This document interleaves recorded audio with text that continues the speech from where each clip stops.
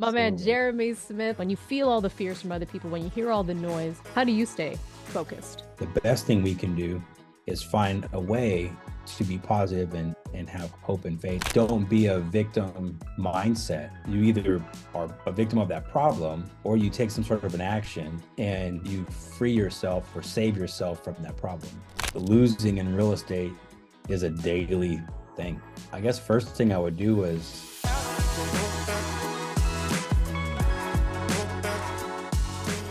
All right, my friends, I'm excited to jump into this conversation with my longtime client. And I'm going to say friend now, too, because Jeremy and I talk about a lot of things where I feel like I get to be his sister in another life. My man, absolutely. Jeremy Smith. Welcome, Jeremy, to the show. Thank you, Camille. I appreciate you giving me the platform to come on here and chat with you. And as always, I look forward to our conversation. So I'm sure this is going to be fun. Oh, yeah, absolutely. Now, I gave y'all a little bit of Jeremy's professional intro, but I'm going to let him dive into his personal story because that's probably the one that I find the most fascinating. Don't get me wrong, I'm super impressed by the work that he and his wife and his family have created down there in Texas. But when I learned about Jeremy's story, where he came from, finding out that we were both kind of in a similar area in Southern California around the same time, shout out to the 909 area code people. I've not changed my number since middle school, so I still have that area code. But Jeremy, walk us through a little bit of your early beginnings, the guy you were then, um, and then walk us to up to speed today, where you are now with the family. Because I feel if some people have only met you today, they might be surprised who you were back Yeah. in the day. Yeah, most people are. If we were to go there, they definitely are surprised. Um, so yeah, you hit on that. I grew up in SoCal. I was born in Texas, and my mom moved us to SoCal. I was probably around 8 or 9 years old. I grew up without a dad, and in the '90s, '80s and '90s, and I had a good time. And I had a really good time growing up, minus the dad part. That wasn't fun, but I had a good time. Made a lot of good friends, and found trouble everywhere I looked. It was always there.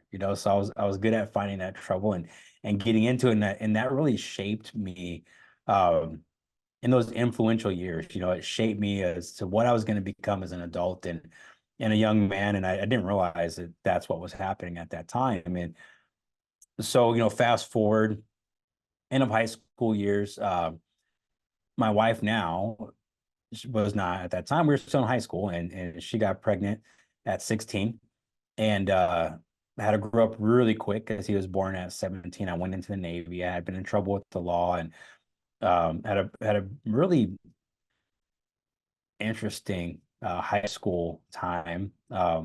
Things that we got into back then, and what that did though was that's kind of set me up for being a rebellious young man, with Yeah. no discipline or love for authority. So what? But there's something that saved me though. Two things. One, the power of a praying grandmother. My grandmother prayed for me every day since I was a baby, and she still does. She's 93, and Mhm. that I think was a something that was happening in the background that I wasn't even aware of was working in my favor. The second thing is when I graduated, I went into the Navy. So going into the Navy, you really can't be rebellious and not like discipline when you're in the military. That squared away some things with me. Got out of the military, and then I got into real estate in 2003. At that time, we had two kids. Didn't work out. I didn't do well in real estate. Well, I did well, but I wasn't prepared for the market crash. And '06 is where it happened in the high desert. And most people refer to it as the '08 crash, but it was really '06 where we were at. Mm. Um, so I adapted from that. God was looking after me, and I got a job with BNSF Railway, and then got into real estate again.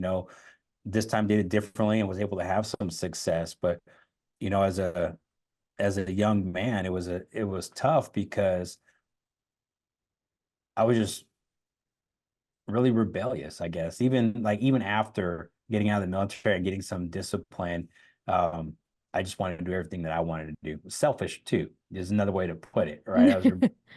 and selfish, even as having a young family. So that was rough. But obviously growing out of that, and here we are today. That is crazy. And I appreciate you going into the story. We're going to dive into the weeds a little bit because I want to talk about defining moments, right? I can only imagine what your thought process must have been when you were that young, rebellious teenager, young father at 17. Oh my gosh, I have a kid. I got to grow up really fast. And how you maybe even did business your first go around in real estate to where you are today, because you cannot create the success that you and your family have created, because we're going to talk about how your kids are in your business now too. Your wife is a huge part of operations. And I've coached a lot of people who are in business with their families, and many of those stories, unfortunately, don't end well because the conflict, or the marriage gets lost because they're always in business now. But I've watched you and Vanessa over the years, and while it's nothing is perfect, you two have certainly done a phenomenal job to build that today. So, which leads me back to the question of defining moments. You mentioned parent grandmother, you mentioned the Navy, but were there any significant moments in your story, your journey, even specifically with real estate, that you think really shaped how you do business now versus, let's say, how you did it the first go around? Yeah, I would say there's definitely some things that shaped how I do business now. When I never I never forget, there's this moment where I was working for the railroad and I was barely able to work. It's like a seniority based job, and I'd already tried real estate and failed at it, but I still maintained my license. And I was working for the railroad. I was actually in Beaumont, Texas. My family was in SoCal, but I was out here working because it was the only place I could, right? It's the only place I could make money and sending money home. And my wife was a stay-at-home mom at the time. And I remember being in a hotel, because that's what you do when you're a conductor. You go from one place to another, stay in a hotel, and you go back. I'm in this hotel, and I don't know what time it was, but to me, it was like 2 in the morning because I had been working all day, went to sleep, and then my phone rang. And I pick it up, and it was the son of a past client of mine. And he was yelling at me on the phone because there were still pictures of his parents' house up on Zillow or something. This was like This a is year later. the son of a past client calling you at 2 a.m. Yeah, well, it was probably not 2 a.m. It may be in the afternoon, but to me it was like 2 a.m. because I had been working. Oh, I was okay. finally going to sleep, right? So he called me, and I remember that really set me off. And then I don't think I responded very professionally to him, if I'm being honest with you. I probably didn't. But when I look back on that now, it wasn't really a big moment, but it was kind of a defining moment because it helped me to realize that the impact that I have in this industry is not just with that client, right? For some reason, the son of these folks, and I don't know why, but for some reason, that son was calling me, complaining to me about pictures that were still on the internet. And I don't know why that was important to him. But afterwards, when I reflected on it, I'm like, okay, well, maybe there was some sort of a trigger point or some sort of pain that he was going through. I was going through my own stuff, right? So now I responded in an unprofessional way. And I don't know why he was calling me, but that has stood with me. So it helped me to change the way I do things in business by really being more aware of what I'm doing and what I'm saying and the impact that it's having, not just on the clients that I'm working with directly, but their family and their friends that I'm impacting indirectly. Interesting. So, yeah. Yeah, and I appreciate that. You said something really significant there too. It may not have been a big moment, but it was defining, which in Mhm. essence, right, could be very big, because when you finally got outside of yourself is the way that I understood that, and you recognize that it's not just a job or it's not just a business. Like the way you conduct yourself in any arena, particularly in business, then it's impacting more than your client now. Like the ripple effects of your impact are vast, is what I'm getting from that, right? Yeah, yeah, absolutely. And then the fact that, like, you just never know. You just never know what somebody's going through. He didn't know what I was going through. He had no idea I was away from my family and I was stressed out, and all these things that were going on in my life. This guy didn't know that. Um, and I don't know what he was going through. I still don't know. So it kind of hit me hard, is like, hey man, you know what? it's good to just be empathetic with people because you don't know where they're at in their life or what they're going through in that moment. And although we're in real estate and we are in a, a for-profit business, it's not just all about the money. If we focus on the people, then the money comes, right? And in that moment, it really helped me to kind of gain a new perspective on the relationships and moving with empathy. Yeah. Would you say that when you were that young guy, the rebellious guy, were you naturally an empathetic person and then this just brought it out of you more? Or were you very non-empathetic, if you will, and very self-centered? And then that was kind of a big turnaround, or at least the beginning of a turnaround. Where would you say you Yeah, fall in that camp? I would say like I would say that I was more leaning to towards an empathetic person, Mm, naturally. But I will say that growing up the way that I did, I think out of maybe a survival instinct or something, then I became more selfish, over time. And that started playing out more and more. That selfishness started playing out. But like at the base of everything, I think that empathy has always been there. that's beautiful. Thank you for that. The empathy has always been there, but out of survival, there was a need to become selfish, to, like you said, just survive a situation, a moment, or a season in Mhm. your life. Cool.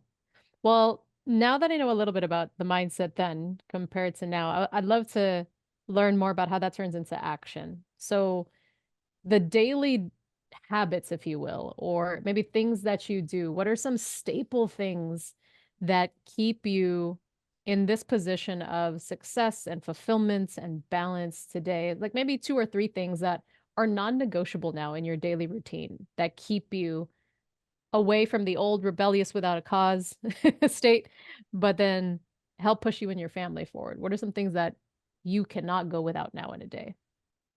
I love it. So yeah, so one major thing is my calendar.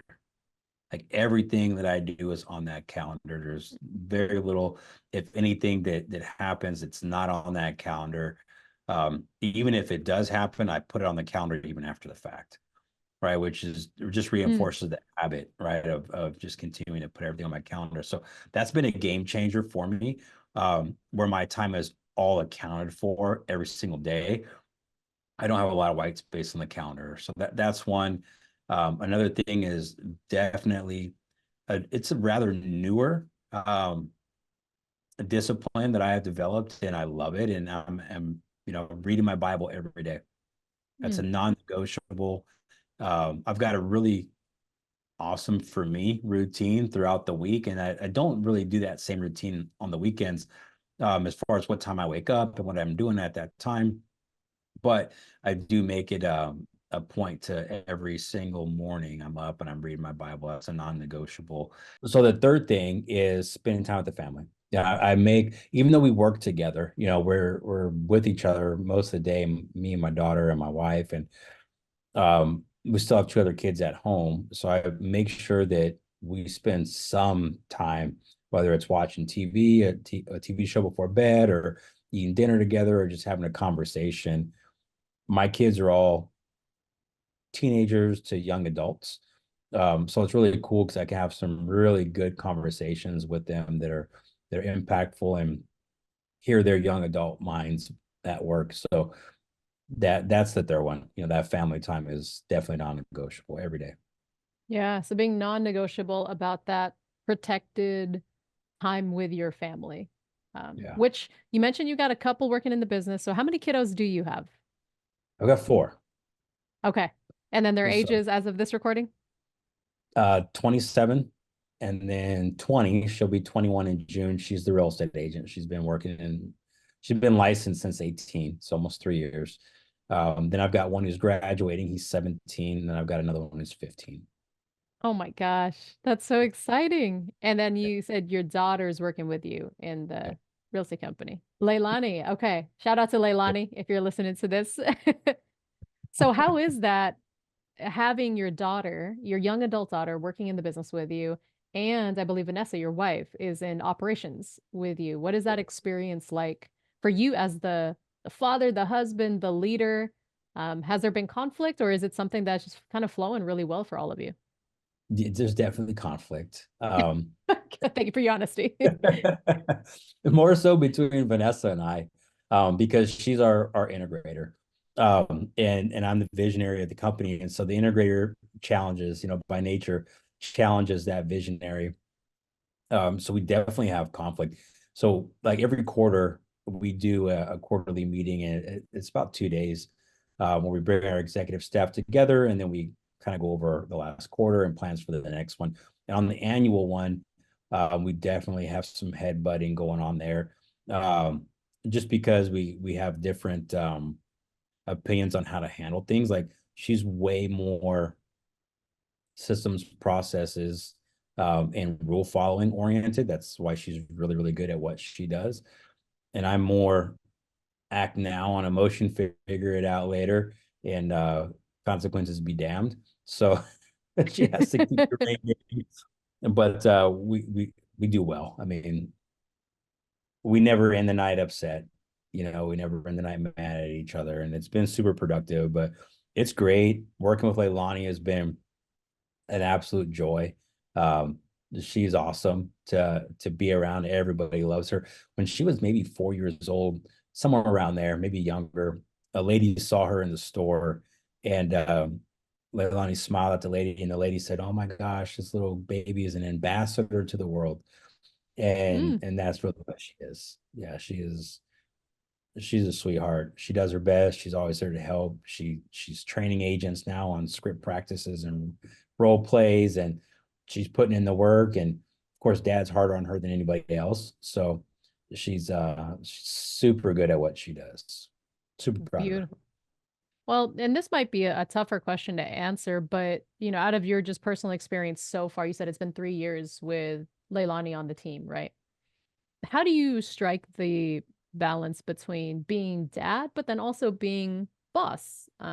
Or I guess you could say, owner of the company. What's something that you've learned about your own leadership style in this process and how you navigate that with her? And the reason I'm asking this question is because somebody might be listening who also has family or, family members on their team and or maybe they've just gotten really, really close with their employees, so they feel like family, but Yeah. they still want to keep the productivity train going. Yeah. What have you learned so far? I think for us, it really our relationship that we've had going into this has set us up for success with it. So what I mean by that is like I can correct Leilani and all my kids really. I can correct them and be stern and even be upset or angry, get out what I want to say. They receive it, whether they agree with it or not. They typically will receive it, and then we'll move on. Right. So it's like Mm, we address the issue, and then once that issue's been addressed, the sentiment doesn't linger. Right. So I don't stay mad at her. I don't continue to bring that thing up. Right. It's like, hey, this needs to be fixed. This is why this needs to be fixed. Do you need to explain it? Are we good? Do you have something you need to say about it, or do you understand? And we'll just address it, whatever needs to be addressed, and then we move on. So I think that oh, has really helped her and I she knows, like, there's never been a day where I have led her in a way that was not good for her. Right. It's mm, always, I'm looking out for her, and I'm making sure that she's protected and she's doing the right thing. And she knows that. So like when I correct her in real estate, she listens and she takes that correction well, and we just move on. So just, I guess, to sum that all up, there's just a ton of grace and love in the midst of the correction. yeah. And that right there, I think, is key because I was just going to ask you about your delivery and how you communicate the information. Because you and I talk about this a lot. Like, you are very direct and you are to the point, which is necessary in the position that you're in. Although I will say you communicate quite well. Like you are able to deliver that message in a way with that grace and love so that it is received well. Because I think for a lot of us, And I hear this all the time. My intentions are good. My intentions are good. That's why I was saying this to them, but then it doesn't land with that person, Right. or that person is defensive or resistant. Um, and so even in your own delivery style of communication, what have you seen has been your biggest change as a leader from, let's say, how you used to communicate, and then really how you communicate now, where you see like, hey, my team gets it, my kids get it. What has been that shift for you that you've noticed over the years? I would say first slowing down before and really processing my thoughts and emotions before I communicate what it is I need to be communicating, and then being thorough. That's something like in the past I would assume people knew, Hmm. and now I just assume that they don't. So and not to, not as in an insulting way. Like, I'm not saying I'm assuming they're dumb. I just Right. assume that they're not reading my mind, right? So I just am more thorough in my explanations of the why behind the what. Hey, this is, whatever correction needs to be made. This is why that thing needs to be made. And then really making it a dialogue to the best of my ability as well. So it's not just me lecturing or a one-sided conversation. It's both parties have input, and then really using good question asking to help them come up with the answer and to see what I see. Yeah. So a couple of things there, which I think is really beautiful, is number one, slowing down a bit. Maybe the temptation is to be just really impulsive, and it's like, look, I'm feeling some type of way. I need to say something. I got to get it off my chest. Which, I understand that sentiment, but what we're talking about is in your case as a leader, both from the business side and the family side, taking that power in the pause, as I like to call it, and slowing down so you can figure, well, what are your emotions? Where is this coming from? What essentially is the message you need to convey? Number two, you also talked a lot about, in in this particular approach with the family, is making it a dialogue, and maybe even with your team, obviously, but asking questions. So it doesn't just feel like you lecturing or monologuing with somebody, is really powerful. So I love that, because I do see, unfortunately, a lot of people just sort of like, I got to say what I got to say. That's just my style.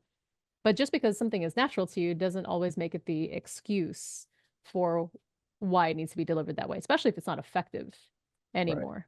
Now, going back a little bit into leadership and mindset. So, with your team, with you're also a coach, a mentor, a friend to a lot of people. One of the things I hear a lot of people getting really worried about the economy, a lot of uncertainty, changes in real estate, especially, or any industry. So, how do you keep yourself in this sort of positive, growth focused mindset when you feel all the fears from other people, when you hear all the noise? How do you stay focused on the opportunity? Yeah, that's a good one, especially for real estate right now. There's a lot of fear going on out there, and it's something I learned a long time ago because I used to really be susceptible to stuff like this, where especially I would say probably maybe 2020, when we had COVID and all kinds of stuff going on in the elections and all that stuff. Like, I found myself susceptible to that, and what I learned in that moment was that I was really listening to all of the wrong things. And I say the wrong things because those are things that are feeding the fear. All right. They're feeding the skepticism, they're feeding the negativity. And so that's just what's growing in my brain. And what I did differently, and it was really reversion for me too, because prior to that, I was really good. Like, I was listening to podcasts and books, and I just stopped that and the whole COVID thing, and that kind of got me off track, and I realized it pretty quickly. Um, but what I do now is I'm listening to the same stuff I was listening prior to that, positive books, positive podcasts, a lot of time in prayer, a lot of time in prayer, because I know that there's things in life that are going to happen and nothing you and I can do about it. Right. There's just nothing any of us real estate agents can do about the NAR settlement or how that's going to work out. And so being fearful of it and allowing it to stress us out and take from our day-to-day operation and business is really not serving us at all. That's really just compounding the problem. The best thing we can do is find a way to be positive and have hope and faith. And I find that in Jesus Christ, just knowing that there's a promise, it's already been made. What's going to happen is going to happen. We are, entrepreneurs at our very core. We overcome stuff, and real estate agents are so smart. There's a huge industry of very talented, very dedicated people. This group is not going to get shut down by a NAR lawsuit and all these things that are coming. I have faith in us, as a collective that we're going to make it. So for me, it's eliminating the negative. I'm not putting my head in the sand like I don't know what's going on. I do know what's going on. I just trust in the Lord, and I trust in our group of people as far as real estate agents go. I trust in my ability to see a problem and look for a solution towards it, and then staying grounded with my family. I know no matter what, even if real estate agents just disappear tomorrow, cool. I mean, it sucks. We're gonna have to find something else out, but that's not the end of the world for us, because we're a strong family. Like, we're gonna come together, we're gonna figure something out, and we'll just have a new adventure. So that's my mindset when it comes to stuff like that. Yeah, and I love that. We're just gonna have a new adventure if worse comes to worse. And sometimes you have to think about that. Okay, worst case scenario, this falls, this falls. Because that's what a lot of people tend to do, right? Sky is falling, Yeah, sky is falling. But then, okay, if the sky falls, then what? Well, I don't know. yeah, That's why I'm freaking out. It's like, well, let's think about it then. So what would you do? And I yeah, think once you find certainty, and in your case, Jeremy, you're talking about certainty in your faith, right? A healthy place for certainty versus when sometimes we look for certainty in unhealthy things, and often those unhealthy things are information seeking. And that's what you're talking about with like COVID and the election. I mean, just information, we were all inundated with it. And the information was changing every day because, especially with the technology we have now, it's not like we just have a newspaper and we wait tomorrow for the next newspaper, right? It's not 1920.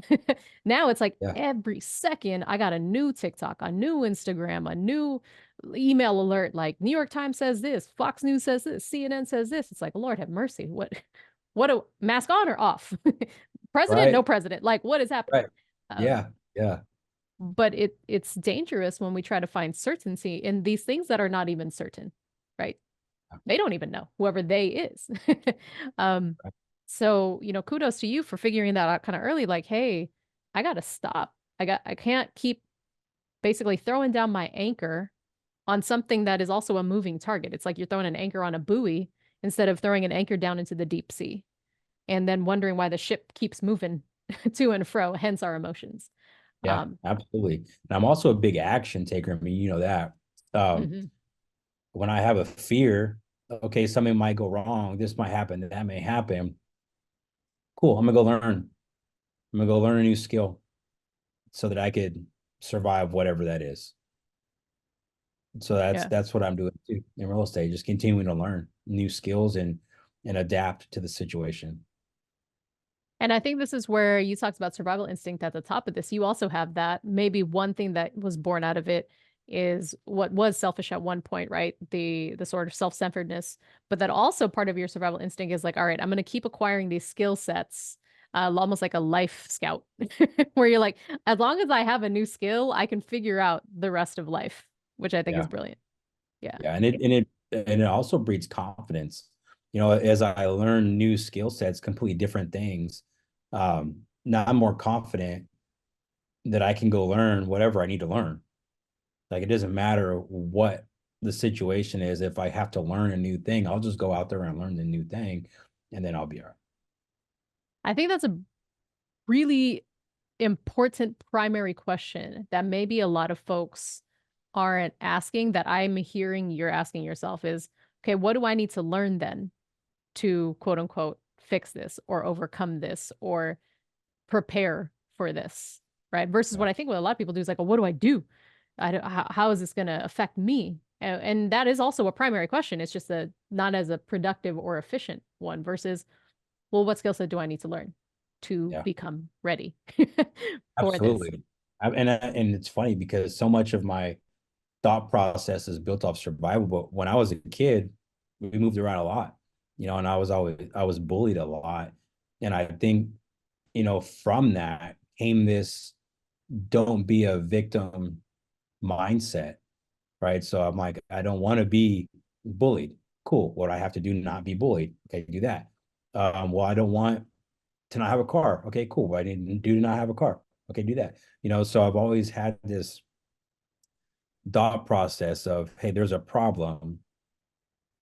You either are a victim of that problem or you take some sort of an action and you free yourself or save yourself from that problem. Hmm. It seems so simple, and yet we all get caught up in our own habits and Mhm. patterns. But I think what's beautiful that you just pointed out is maybe this thought process that has worked out in your favor today was something born out of traumatic, unfavorable, not great events. But through that, you can still find purpose and productivity. Often how they talk about how there is purpose in your pain. There maybe is productivity in your pain, but just taking the time to reflect on that and figure that out. Yeah, absolutely. And I know now, that is the beauty of how God works. Right. Well, and that's part of your practice of being in the word, right? When I ask people the question of what's like a daily habit or action that you take, what I'm hoping people get away from that is understanding that that's what they're feeding themselves, right? Just like when you feed yourself good food, you're going to see the fruits of that. Maybe you got better cholesterol, better blood pressure, your weight's a certain way. And then vice versa. If you feed yourself bad foods, you'll see the fruits of that too. Either way, we're all producing some sort of fruit, good fruit or bad fruit. And so the daily habits, the routines you put in place, what you consume, you talked about podcasts and books, and I want to ask you about that next. But all of that is either good food or bad food, right? And for you, being in your Bible, spending time with your family, being really good about protecting your time on your calendar, that's your good food, is what I'm hearing. That's helped you produce such a fruitful life thus far. And we'll see where the Yeah. Lord takes it from here. Yeah, we will. We will. It's an adventure. So I know your favorite book of all time because you just said it at the top of this. But in addition to that, do you have any other favorite books, podcasts, or resources that you keep going to that became the replacement for the stuff that was kind of messing you up during COVID and the election season and all of that? Yeah, so one of my apps, man, that's a hard question, Camille, because I got I so know. many books. Um, but some of the more impactful books, especially when it comes to communication, has been Never Split the Difference by Chris Voss. Hmm. Negotiation book, and I use that almost on a daily basis. Um, Impactful. My team's read it. It's such a great book. Um, Think and Grow Rich has been a big, big mindset changer with that because I wasn't, like most of us, I wasn't born into anything, so all that we have now is we acquired this through our own efforts. Of course, with the grace of God, and so that book, I love that book because it really helped me to see that I can do it, based off of what they said in that book. So Think and Grow Rich, E-Myth Revisited is a great one. I love Hmm. Grant Cardone's books, especially on Audible. 10X, Sell or Be Sold. Jocko Willink has got a book called Extreme Ownership. One of my favorites for sure, because it gives a lot of good examples on how when we take ownership of our lives, everything in our lives, then we have an ability to impact the outcome. Um, Hmm. I think that's a great book, but man, I could go on. So one more thing before we wrap up today, and it has a lot to do with your leadership style because you and I talk about this often. And how would you define now your leadership style with your team and your family? If you could kind of give it a definition or a style that you not only enjoyed, but this is my strength and it works. And I want to keep growing in this particular style. Yeah. So I'll start with my family because that's the one that's been consistent for decades. And That leadership style is one of uh confidence, authority, and a lot of love. A Mm, lot of love. Like I'm 100% when I if I correct my any of my children or discipline them, I 100% am confident with the direction that I'm taking them. Right. And so when I move with that correction or discipline, um, there's no doubt. Like I know this is it. There's no way they can influence me. Right. I know what's best for them, and then we move in that direction. And then like my oldest son, we talk about this all the time, how when he was younger, I would discipline him. And then afterward, like it would be calm. Like I didn't do it out of anger. I would tell him what happened, what went wrong. I would give him his discipline, and then we would talk about it afterwards. And I let him know I love him and hug him, and it was all good. So I've been consistent with the communication with my kids, um, and leading in that real confident way, and it's paid off. Now my business, I think I've lacked some confidence mm, for some reason. Like I know what I know, and so I know when I see a right way, but I think I really have allowed what other people think about me um, to kind of get in the way of my effectiveness.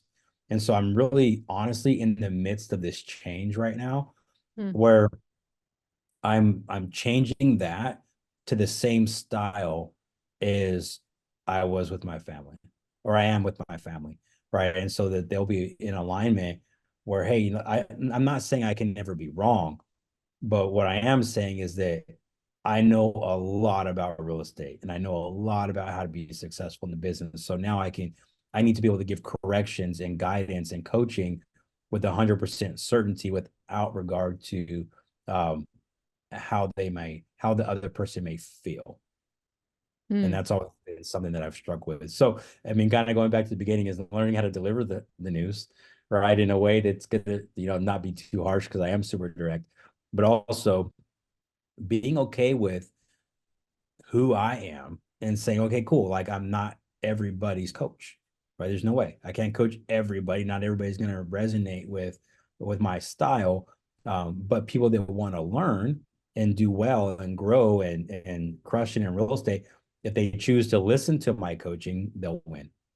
Right. So just being more confident in that. So that's in the midst of a change. But my parenting style at home has always been that confident, loving. Yeah, and I appreciate that reflection too, because my next question was going to be, how did you discover it? But we now know it was because you saw it when you were being a dad to all your kiddos, right? Like you said, confident, authoritative, but a lot of love. And you added that. It almost feels like the image that popped into my mind was Jeremy's cooking a dish. There's this piece, and there's a ton of sauce, and the sauce is just love. So, yes, we're gonna have all this stuff in between, but the main flavor needs to be love. You're gonna get corrected, and I'm gonna tell you how it is because I'm dad and I know what I'm doing. But you will never doubt the fact that it is coming from a loving place, which is why I think you mentioned with Leilani, she can receive it from you because she knows your heart. She knows like, well, he's never led me astray before. Why would he lead me astray now? Right. Yeah. 100%. It's funny too, because when we're around people, like here at the office, one of our admin ladies was like, "You guys tell each other you love each other all the time." I'm like, "Yeah, we really do." I'm sorry if it's annoying, but if we say hi, "Hey, I love you," saying bye, bye, I love you. Like it's just something that we do. It's we're a tight knit family, and it keeps it that way.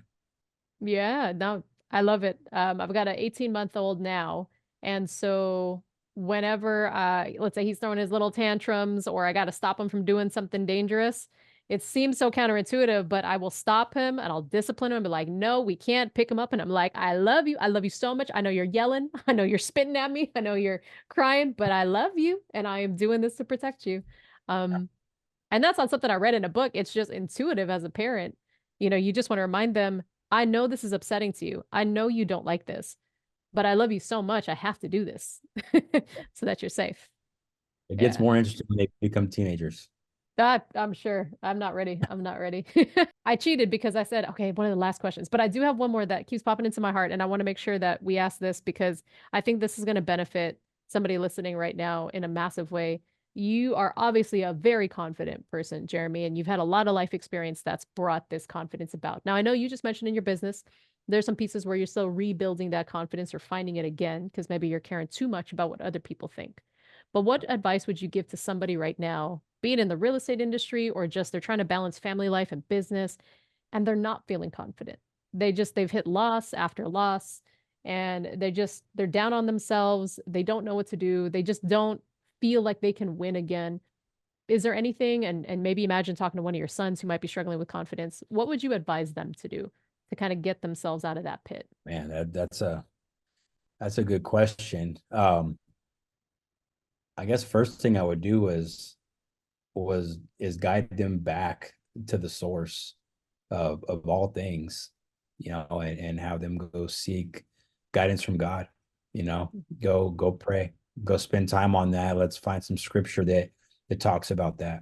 Mm, And then maybe let's look back and see some times where you have succeeded in life when times were tough, where you have succeeded, and then let's go get some small wins. We have to take action, right? No matter what it is, we can't sit around and do nothing about it. We have to do something. So let's get in the Bible. Let's get in the Word. Let's see what God says about it. Let's pray on it. Let's go get some small wins. If it was real estate, hey, let's go learn some stuff. What do you know mm, about your contract documents? Right? Are you comfortable? Can you explain that document like with the utmost confidence? If you can't, cool. Let's start there. Let's get you to that point where you have a little bit of confidence here and a little bit of confidence there, and let's stack those wins and then go after the big thing and remember to stay consistent, because losing in real estate is a daily thing. Like you're going to lose mm. every single day. Some of us lose for extended periods of time. And that's hard. It's really hard when you're getting kicked and you're down and you don't see any light at the end of the tunnel, but a big part of that is the perspective, and the lens of which you're looking at your situation through. And if you change that lens and you change that perspective, you're going to see a whole new opportunity. So the changing that, I think it could be done in a lot of different ways, and but I don't think it's any way is as good and as effective as bringing it in prayer to God and then taking action. And I think if you do that long enough, have hope and have faith and be around some amazing people. If you do that, you'll pull out of it and you'll win. I love it. Thank you, Jeremy. And y'all heard it first. This is from somebody who, and he didn't even go into the nitty gritty of his story, but don't think Jeremy's journey was easy. And we might have to do a bonus episode, Jeremy, just on some of those nitty gritty parts. But coming from where he came from and then to build what he gets to build now with his family. And as he mentioned, obviously having a prayerful grandmother, her prayers have obviously worked because now you're praying. And then now you're telling everybody else to pray. I know. So I don't know. don't underestimate for those of you who are praying for somebody right now, or even yourself, that can go to the next generation and the next generation. Powerful. It It is is. powerful, addicting. Yeah, good. In the best possible way. So again, Jeremy, we'll put all of your contact information in the show notes. If y'all want to connect with Jeremy, learn more about him, what he's doing, his family, his coaching, or maybe just say thank you to him. Maybe he said something today that inspired you or got you thinking in a new direction. You can contact him in the show notes below. But again, thank you, Jeremy, for your time. I appreciate you, my friend. Appreciate you, Camille.